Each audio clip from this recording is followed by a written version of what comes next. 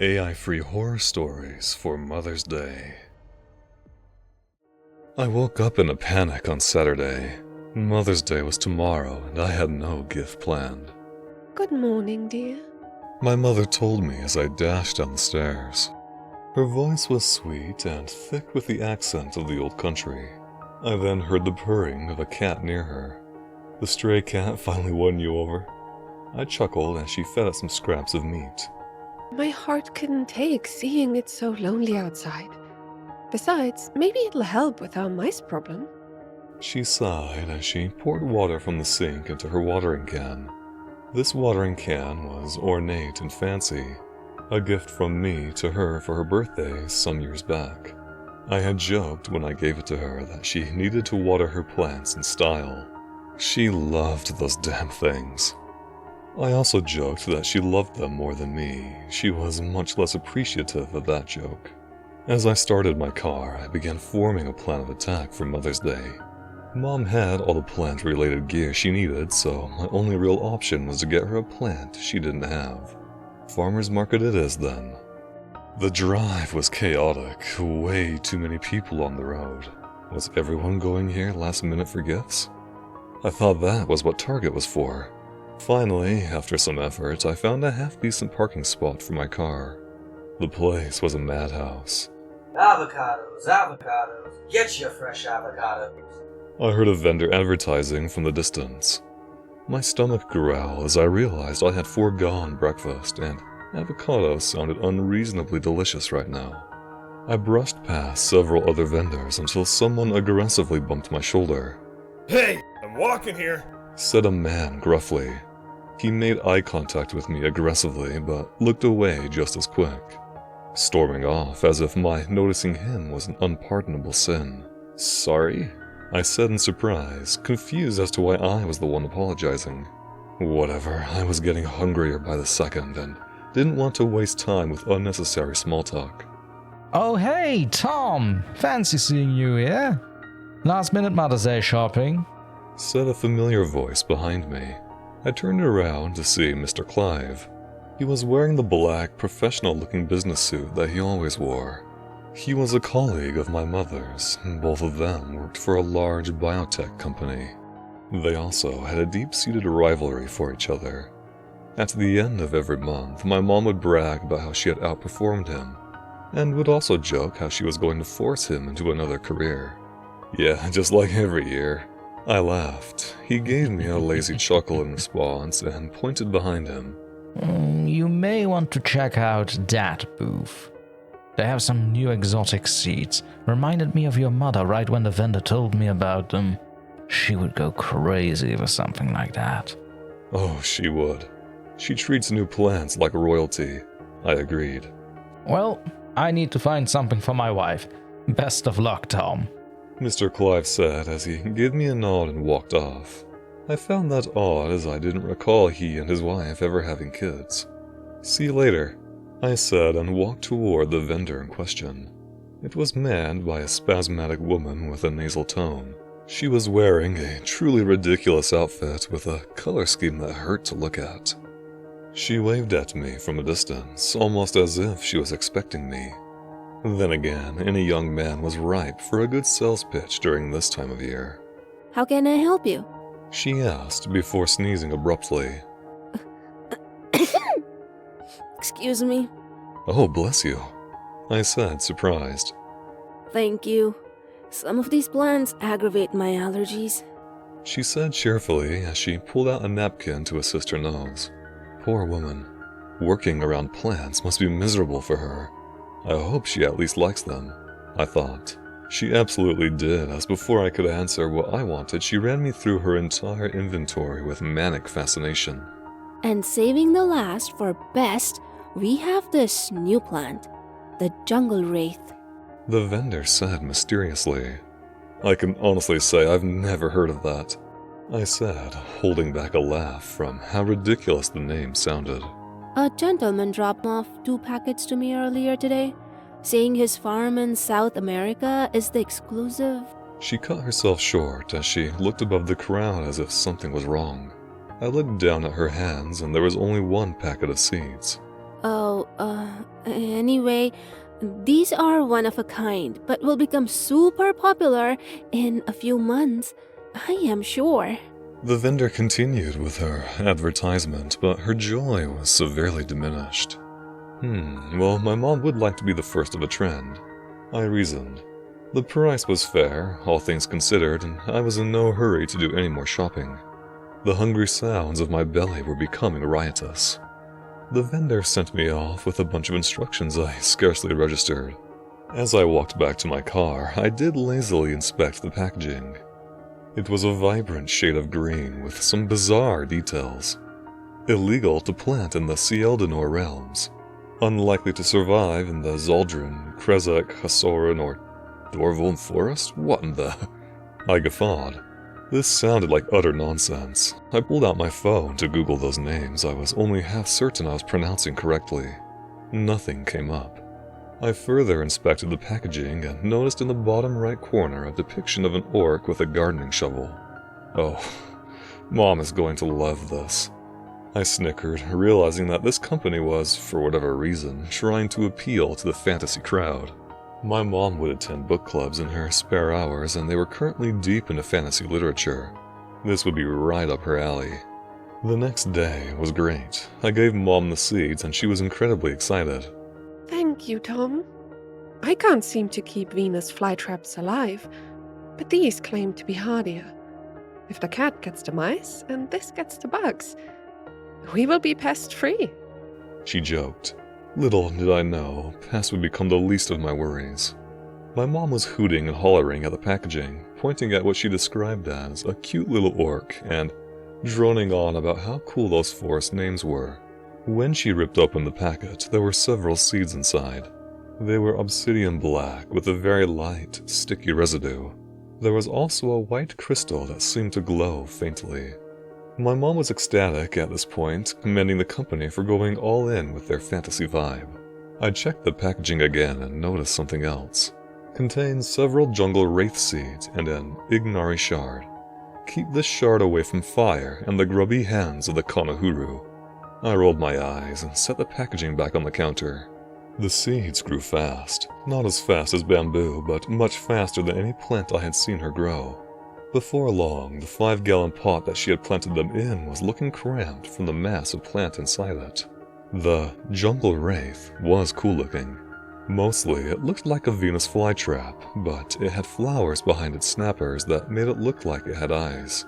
It also sported this white, hairy stuff that flowed around and down the snappers that made it look like it had a mane.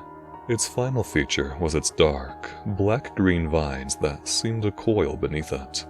It almost looked like a protective barricade around its stem, as if it was afraid of being uprooted. Something was off, though. My mom became far more obsessed with this than she had any other plant. It got to a point that she was forgetting to properly water the rest of her garden, and so long as this plant was okay, nothing was wrong to her.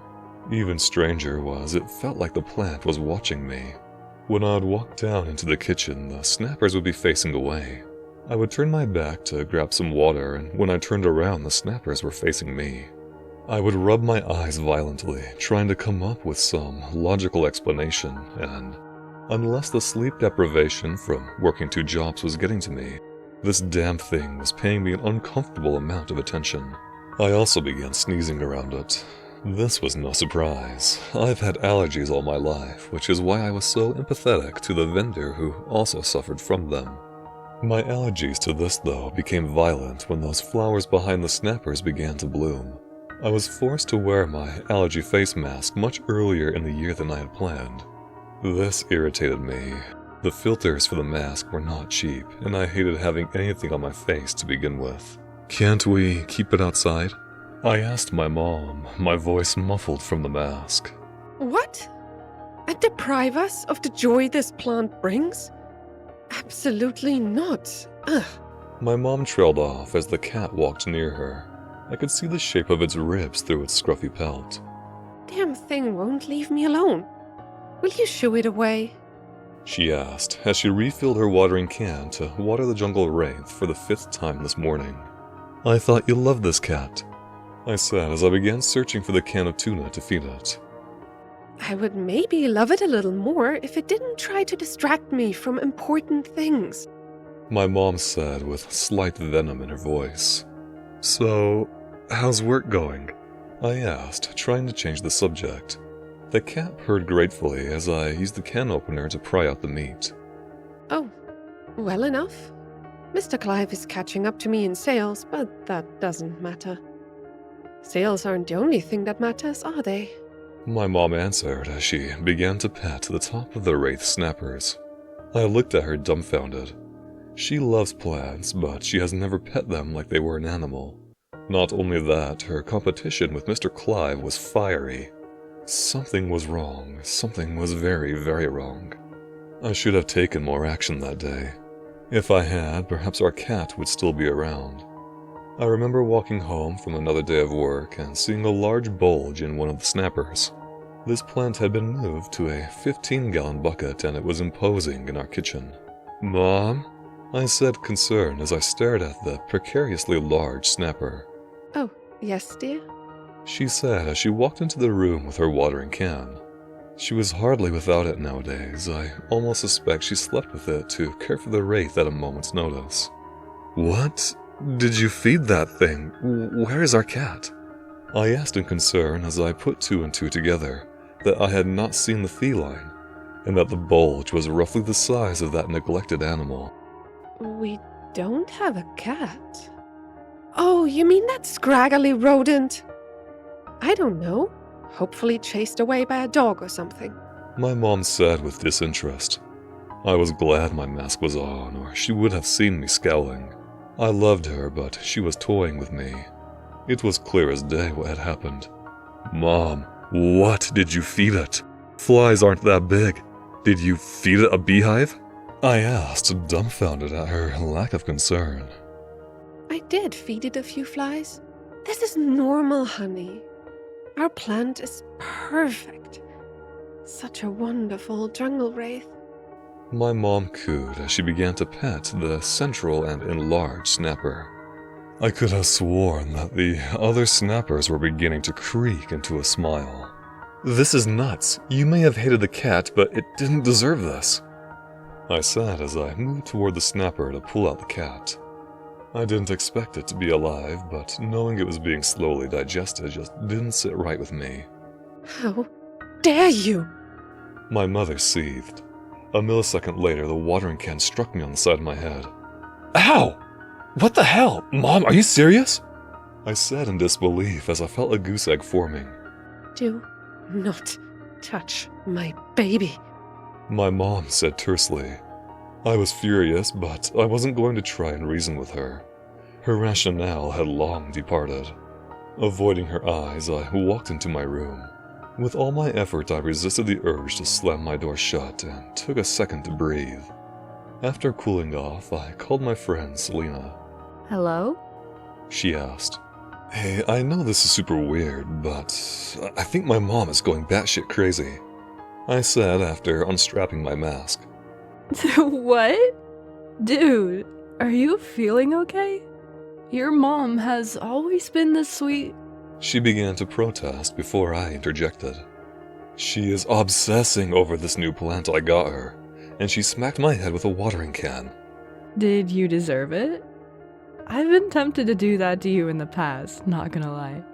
Selena said smugly. "No, this plant, it's like a Venus flytrap on steroids. It ate our cat, so I was trying to pry it free." I began to explain before Selena exploded. Selena was a cat lover. I should have opened with that. I'm coming right over. Selena said and hung up. I was worried Selena would get here before my mom left, but luckily they just barely missed each other. This spared me the awkward responsibility of explaining what we were up to. "Okay, so she is keeping it in the kitchen," I revealed to Selena as I led her to the kitchen, begrudgingly with my mask on again. Selena dashed toward the plant, whipped out a knife I had no idea she owned, and took in a breath of shock as she noticed the feeding snapper. She raised her blade high as she made another sound of pained anguish, but faltered. Those flowers are mesmerizing. She said as her dagger slowly began to lower. Flowers, Selena, what are you even? There's a cat in there! I yelled through my mask, expecting her to become enraged, but she didn't. She slowly began to put the knife in her pocket and rested her hand on the snapper. Do you have any more of these? I would like a new pet. Selena said eerily. Selena, you need to go, my mom's almost home. I lied. I had no idea if it would work, but I needed Selena to get out. Something was now wrong with her, and she would be no help. What? No, it should take longer than that. She began to protest, but I picked her up and hauled her out. One of my neighbors who had been walking his dog looked at me with concern. Hey, everything okay? Oh yeah, she was just feeling woozy, so I brought her out for some air. I said nervously, knowing how ridiculous it sounded. All right. The man replied, noticing the space I was giving Selena and my non-threatening demeanor. He, however, looked at me eerily as he and his dog walked away. Tom, why am I here? What's going on? Wait, you wanted me to check out something. You were dropping off food for our cat. I think I'm going to have an early night though. See you later, Selena. I said quickly, hoping she would believe it. Luckily, her thoughts still seemed jumbled as she drove off. Dismayed, I walked back into the kitchen. My mom was back, and those damn snappers had the smuggest expression on them. Impossible, I know, but I could swear they were taunting me. I took a picture of the plant and sent it to my friend Jessica as I returned to my room. Shortly after, my phone rang. Hey, Tom, I don't recognize that. Like, at all. Where did you get it? She asked, confused. I bought it from the market a while ago. I answered, exhausted. If anyone would have known how to deal with this thing, it would have been her. Jessica was an old friend of mine who used to live next door. She was a few years older than myself, so in college now. She was also incredibly smart, having graduated early and taken all kinds of extra classes to keep her mind from boredom. She was also very obsessed with all things tech. She may not have shared my mom's love for plants, but she sure as hell had the means to get to the bottom of this. My mom has been acting pretty bizarre. She treats it like it's the only thing that matters. You see that enlarged middle snapper? I am pretty damn sure it ate my cat. I brought Selena over to help me pry it out, but then she also became obsessed with it. I began to explain. Tom, those flowers behind the snappers. I think they are emitting some kind of pheromone or toxin. Something that is affecting their judgment. Jessica stated confidently. I could hear her fingers typing furiously over the phone. This gave me a sense of relief. It meant that she was taking this seriously and pouring her focus into getting the info I needed. That would make sense. I'm wearing a mask whenever I'm around it, but my mom and Selena were not. I was cut short when I heard my mom screaming downstairs. Jessica, send help! I yelled as I dropped to my phone and strapped on my mask. I then grabbed my knife from my dresser drawer and dashed down the stairs. One of the snappers had latched onto my mom's shoulder. It's time! It's finally time! My mom said with her eyes crazed. What? Mom! I roared as I lunged at the plant. I severed the neck of the snapper on my mom, but the third head latched onto my leg. It clamped tight, and the recoil caused me to drop my knife. Why? Why would you do that? My mother said in anguish. I did it to save you! Hand me the knife! I screamed as the liquids inside the snapper began to digest my leg. I lurched and tried to attack the plant with my fists, but vines began coiling around me. My eyes widened with shock. I had not been going crazy. It had been looking at me. This thing was capable of far more movement than I gave it credit for, lying in wait for the moment to strike. I was so close to becoming one with the Wraith. That is all I ever wanted. Why would you take that from me? Now, I will have to wait for another snapper to grow? My mother wailed into her hands. Her wails became angry sniffles, and then they became grunts of fury. You will pay for this. She seethed as she walked towards my knife. I took a break from thralling at the vines, snaring at my wrist to plead with my mother. "No, Mom, what are you doing? This is me!" I screamed as she slowly, hatefully walked toward me. And it should be me. She hissed, looking at the snapper, clamping ever harder on my leg. The blood loss on that limb began to make me feel woozy. I could feel the fight leave me as the vines coiled tighter and my mom was now inches away from me. "Please, save me," I muttered, but I knew in her hellish state, saving me was the last thing on her mind. There was a loud slam as our door burst open. You asshole! That was not why I arrived! Selena yelled as she entered through the doorway. My mom looked away from me, confused, and toward the intruder. "Selena, hold your breath. Attack the flowers. Mind control, pheromones, bad breathe." My words became weak ramblings as my vision became hazy and dark. I could hear a scuffle as my eyes began to involuntarily close. With my last ounce of strength, I flailed, hoping to keep the attention of the vines that coiled around me so they wouldn't notice what Selena was about to do. Oh good, you're awake. 1 minute. Let me get the doctor to explain your situation. Your leg was severely injured. I heard a nurse say as she moved out of the room. I shook my head in confusion, which sent painful movement down my leg. "Oh!" I winced. I was in a hospital gown and had all kinds of things attached to me. The cast on my leg was massive. I could feel the pain, but I could hardly feel anything else. Wiggling my toes was impossible, which worried me greatly. I heard the door open and a doctor walked in. She held a clipboard and a friendly but solemn expression on her face. "Hi. We gave you a heavy dose of painkillers. How bad is the pain?" She asked, as her eyes darted toward my cast. "It hurts, but if I stay still it's manageable," I answered, fighting through the pain. Oh, good. Your leg it looked mostly digested. The police said it was from a plant? She asked with disbelief. "Yeah, something like that," I answered, still unsure how a plant could be capable of doing this to me. Oh, well, we did what we could, but you may never walk again. You were lucky to survive at all. You had lost so much blood. The doctor lamented. I was grateful, but trying to conceal my despair for that reality.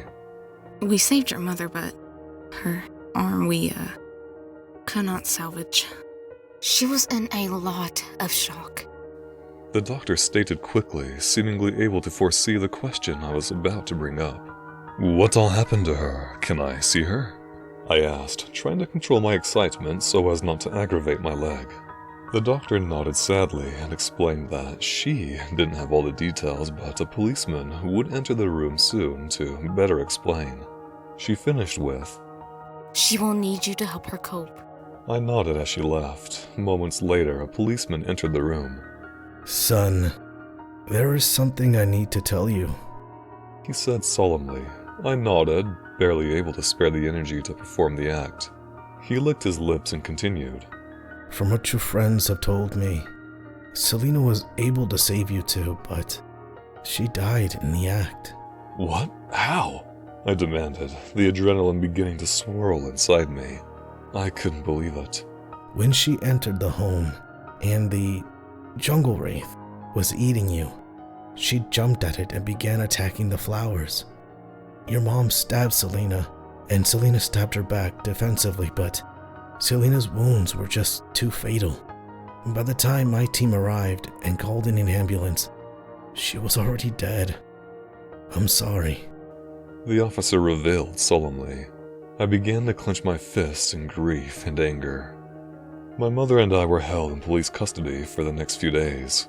The bright side to this was my mother was moved into the same hospital room. There were thick bandages covering her shoulder where her bitten arm had been. They were soaked with red blood, but the coloring was far too dark to be just blood. We chalked it up to whatever the doctors used in the operation, but even still, something about it was peculiar enough to be burned into my memory. Things were not looking good for my mom.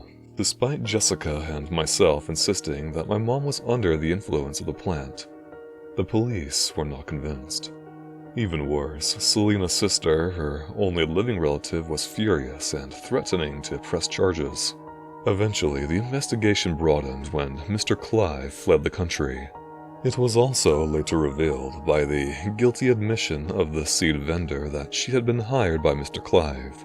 He had paid her handsomely to ensure that I was sold one of those seed packets. She didn't know for what purpose, proven by her being questioned with a lie detector.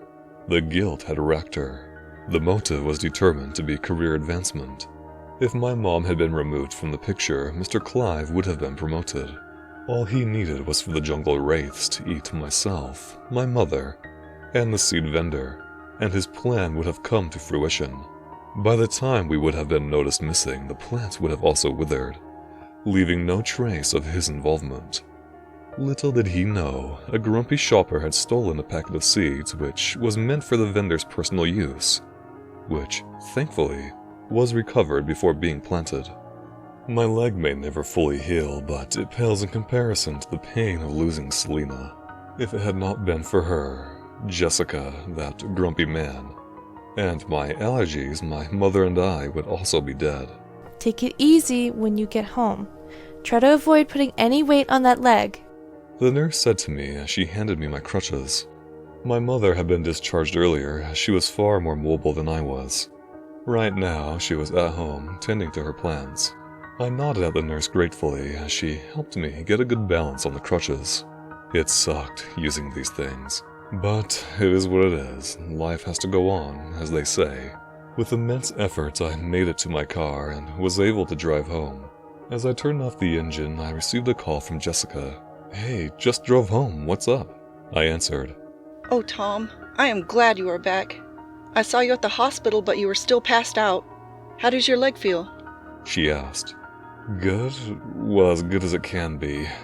I grunted, trying to put my keys back into my pocket. I am so sorry. When I heard you call for help on the phone, I called the cops, but I beat them there, and by then, Selena was dead, and your mom was crying. Jessica continued.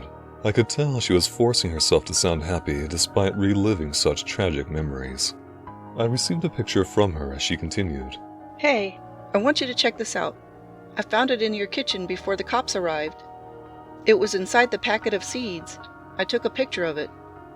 I would think this is some kind of themed LARPing, if not for everything else that happened. Oh yeah, I noticed it when she opened the packet. Do the police know about this? I asked. Don't tell the police. They aren't taking this seriously enough. I know because I am monitoring some of their communications. I also know they suspect the grumpy man at the market didn't give them everything in the packet. She insisted. This was all no surprise to me. With her before-mentioned skills, I would be surprised if she didn't have the means to spy on them. Jessica, I think they need to know about this. But I'll be quiet about it for now, just be careful. I answered. I didn't want to give her this answer, but I owed her. I owed her big time. Be careful? Have you forgotten who you're talking to? My safeguards are quadruple encrypted, and I pride myself on my paranoia. She retorted playfully. I mean it. I don't want anyone else going to the hospital. I affirmed sternly. Don't worry. Everything will be safe. We need some thorough testing on this, which I won't begin until I have sufficient fail-safes for the experiments. But can you imagine what would happen if this fell into the wrong hands and we didn't understand it? Someone out there has a crystal, and I don't know what it's capable of. Yet. She finished. Satisfied, I thanked her one last time for everything she had done and hung up. I hobbled awkwardly as I moved toward the house with my crutches. It would take some serious getting used to moving around with these efficiently. As I neared our door, however, I noticed a box and inside it a very young kitten. It was asleep and next to it was a letter. Reaching down with grunts and a surplus of curse words, I retrieved the note. Dear Tom, I got together with all your friends and we picked out a cat for you. We know it will never replace the cat you tried to save or the damage that was done to you and your mother. But we want you to know we have your back and are thinking about you. Let us know if you need anything, no matter how small, and we will be there. Also, we are so sorry for your loss. We know Selena was close to you, and we will all miss her. I was trying not to shake as I read the note. Reaching down again, I grabbed the kitten. It was still groggy with sleep, but it delighted me nonetheless. I think I'm going to call you Selena. She would have liked that, I said as I opened the door and braced for what the future had in store. My mom was ordinarily one of the happiest of people. She was beautiful too, in a 90s movie star kind of way. But that has since been ruined, possibly beyond repair.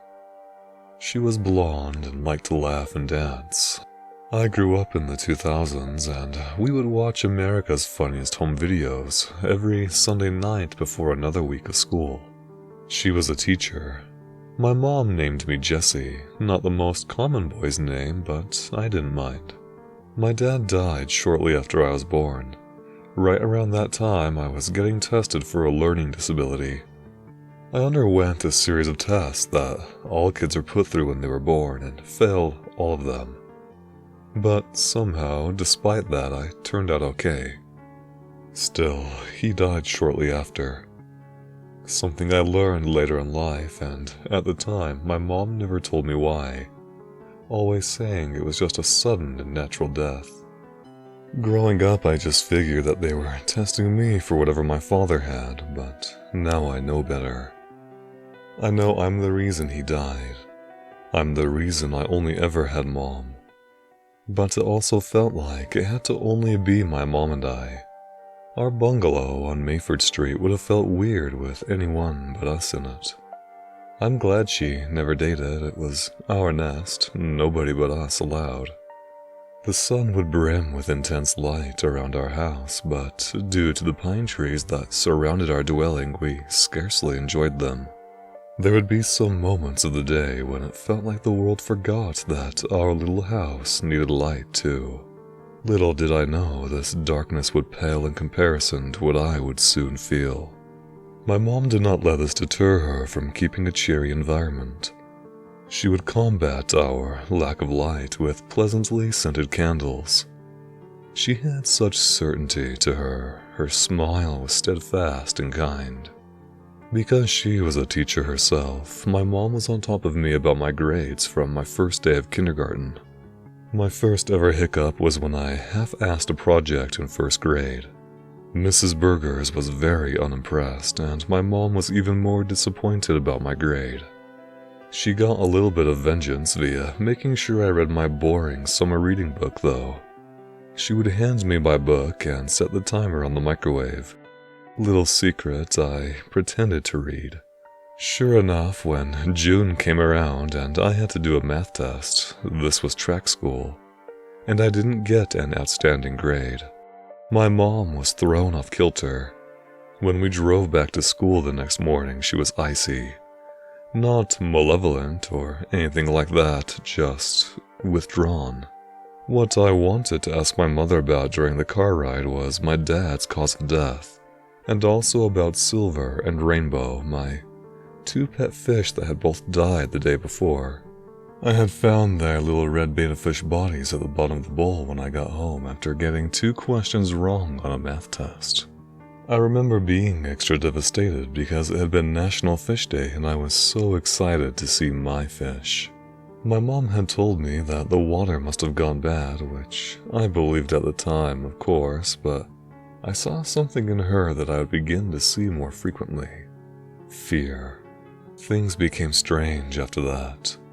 When May rolled around the next year, my mom told me not to worry about the upcoming test. I remember when she dropped me off that she had a massive wad of cash next to her in the car. I asked her what it was for, but she told me not to worry. After I exited the car and was out of her line of sight, I hid around the corner. I saw my mom leave the car, checking her surroundings in a very flighty manner, and continue into the building. Eventually, when I entered my teacher's classroom, I noticed that the wad of cash was on my teacher's desk, not so cleverly hidden beneath some folders. My mom had just paid her. But why? I now know why, but it still hurts to think about. We had a test that day which I was completely unprepared for, but somehow aced anyway.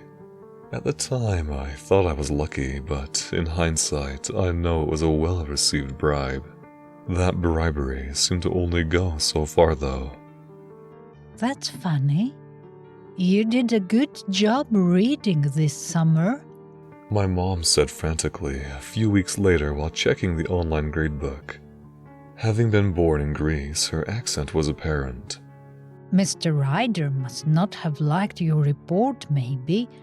I wonder if he's a strict grader. You gotta be mindful of that, Jessie. The further you go up in grades, the less lenient your teachers are going to be. She clutched her chest as she said this. The urgency in her grip alarmed me. I asked her if she was having a hard time breathing or something, but she said she was fine. I did not heed my mother's warning. I wish I had. Things became incredibly bizarre after that. In August, we got a dog, but our ownership was fleeting as I failed a test later that month and my mom decided I wasn't responsible enough for a dog. She claimed she found a good farm for him to live on, but I distinctly remember her dragging a bag that sounded heavy, wet and solid. The sickening sounds it made as she desperately worked to get it out of the house still disturbed me. I remember my friend at school mentioning days later that it had been National Dog Day, and that had me wondering about the fish. Later that year in October, we decided to get a cat. To my surprise, my mom became very relaxed about my grades after we bought the cat. After months of being grilled to get good grades, I was taken by surprise, but then our cat died. My mom didn't even try to conceal it this time. When I noticed her slumped around the feline's corpse, she was staring at it listlessly. It won't stop happening. It won't stop happening. She began to mutter as I got close. What won't stop happening? I asked. My heart dropped as I noticed what was clutched in her left hand. My spelling test, which I got no questions right. Oh, honey, don't worry about it. No more animals until you get really, really good grades. Her voice was loving, but resolute.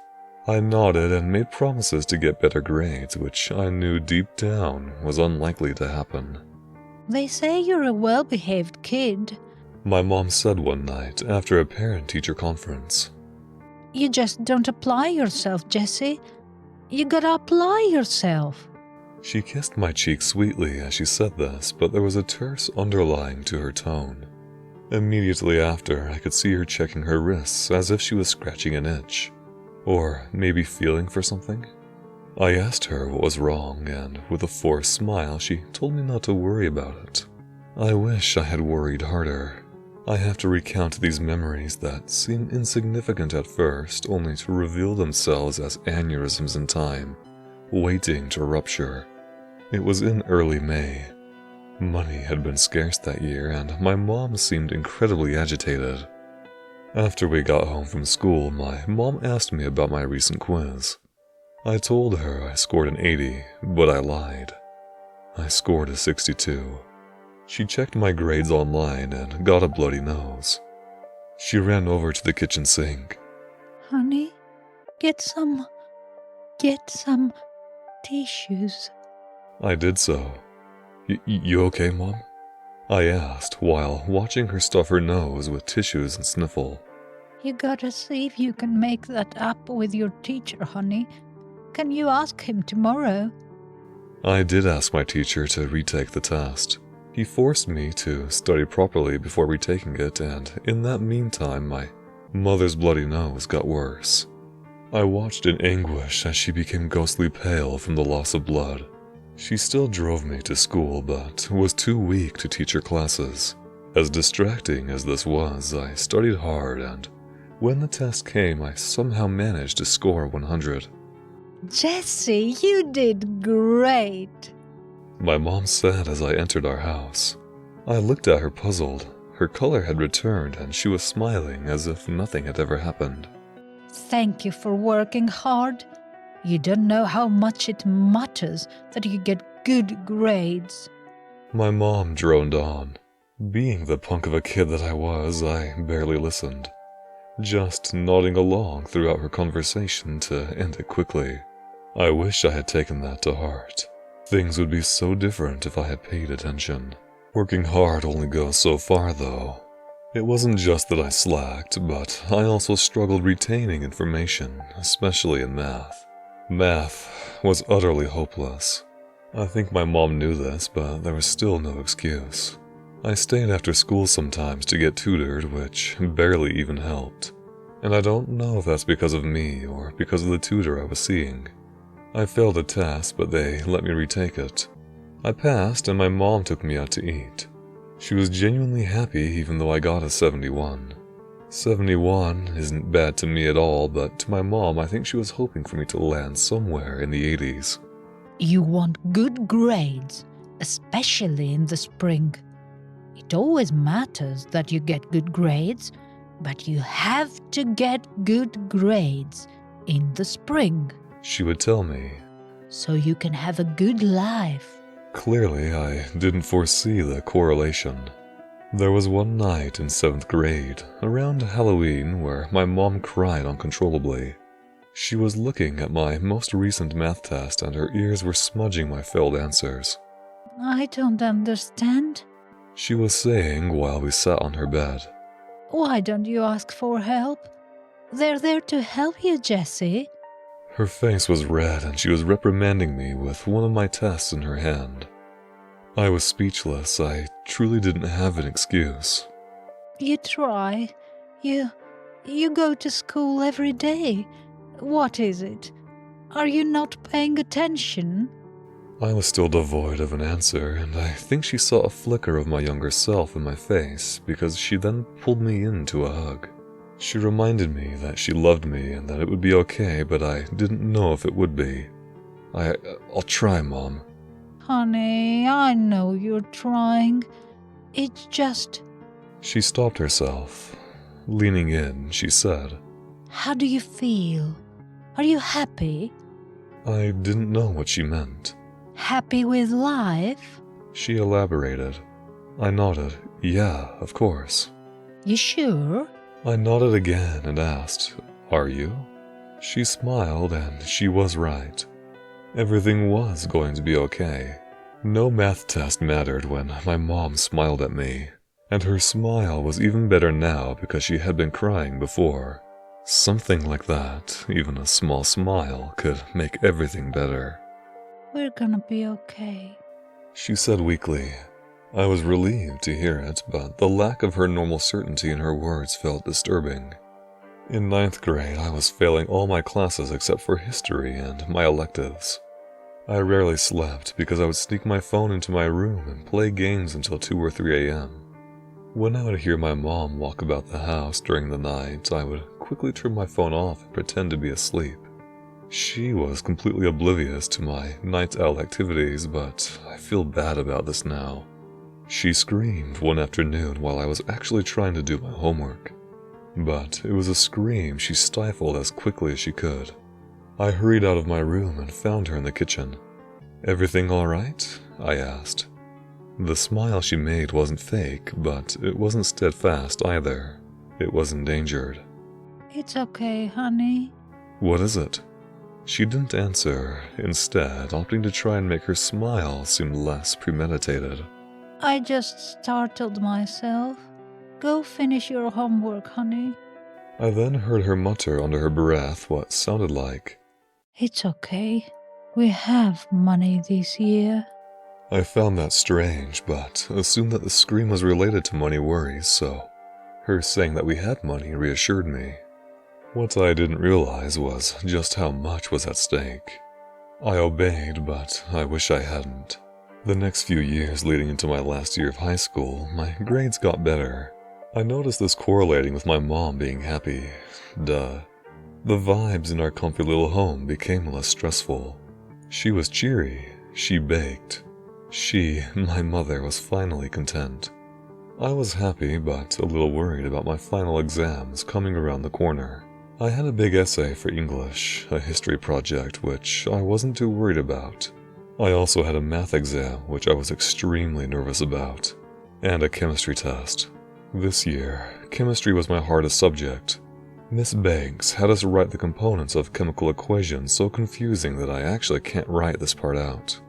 I worked my ass off, especially with studying chemistry. I spent a lot of time panic texting my classmates. One of them even blocked me for the week leading up to the finals. I stayed after school with Miss Banks, but she was unhelpful despite being the teacher. In the end, I passed history. I passed English, and I just barely passed math. But it was chemistry that did me in. My mom and I checked the gradebook together, and I saw the metamorphosis happen in the reflection of the screen on her laptop. I saw her eye bags droop, her eyes shrinking in their sockets as her skin appeared to begin to melt. You failed, she said. Her hand was still on the mouse. Did she even notice it was happening? I gulped. Mom? She turned around and only knew what was happening when she saw my face. She paused in shock before gasping and hurrying to the restroom. I heard the door slam shut while I stared at the gradebook on the screen. I got a 1. I licked my bottom lip because it was dry. I ran into the hallway. Mom, I'm sorry. I pleaded, but the bathroom door was closed. I grabbed the doorknob, but it didn't turn.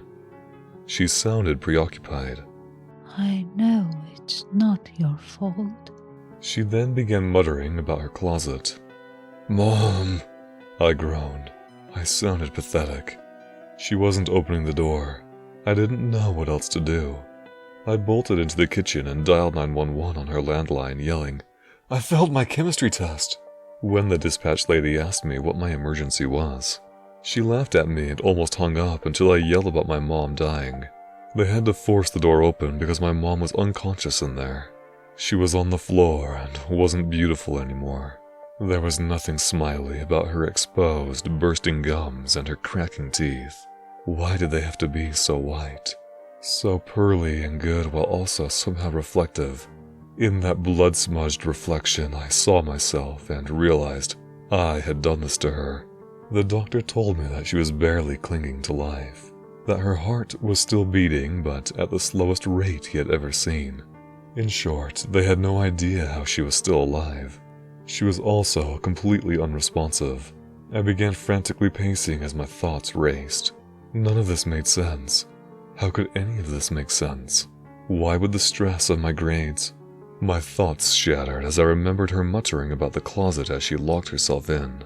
I rushed out to the hospital and it felt wrong at the time to leave her, but I also felt like she needed me to leave, like she wanted me to leave. I'm lucky I didn't get pulled over on my way to our house. I was driving well beyond the speed limit. After I arrived at our home, I invaded her closet. On the top shelf, I found a newspaper clipping from which I gleaned the information. Carl Jackson died Sunday, June 19th, 1977. Cause of death was mysterious and uncertain. I dropped the obituary as my head reeled. She had told me it was natural and unavoidable, but society had deemed otherwise. I grabbed my phone and checked the date of my father's death for anything significant. But I already knew the answer. It was Father's Day. National Fish Day, the fish. National Dog Day, our dog. Same for the cat. I said to myself as everything started to fit together. When I fail tests of any kind, things die. My blood tests had killed my father, and now my chemistry test would kill my mother. Or would it? I rushed back to the hospital and dashed to my mom's side. Her state had not improved. I looked at the clock, 11:55 p.m. Frantically, I pulled out my phone and Googled a bot test. I answered one of those stupid "Are you a robot?" quizzes. As the test came back as passed, I noticed a faint beep on the EKG monitor. I answered a few more, and every correct score gave her another beep, but the clock struck midnight. No! I screamed as I answered more tests, but they failed to produce results. It became clear that my window to restore her had been narrow, and I would now have to wait until next Mother's Day. if she lived that long. I hope you enjoyed tonight's stories. The first story was written by myself, while the second story was written by Nicholas Leonard, with some light direction and co-writing from myself. Nicholas is also joining the channel's writing team, which I am incredibly excited about. Story 1 was voiced by Vox Animus as Selena, Narrative Strokes as the seed vendor, Sir Daunting as the policeman, Melissa from the Haunted Tales Anthology podcast as the mother of the first story, Dr. Torment as Mr. Clive, Bush as the neighbor and grumpy man, Mina IA as Jessica, Lila as the nurse, and Morgan Goodman as the doctor. Morgan also made our intro music and the second music track. Lastly, we have Naya Nomiko, who voiced the mother of the second story. I want to give all of these creators and voice actors whose info you can find in the description a massive shout out. This video had a lot of behind-the-scenes issues, and everyone on it was awesome helping me navigate around that to get it out in time for Mother's Day. I also want to bring attention to my friend Raven Reeds, who has been demonetized for a while. She has some superb for-sleep videos. I'm going to put some of her info and even her Patreon in the description. If you're able to, please consider helping her out. And lastly, for all of you mothers out there, Happy Mother's Day.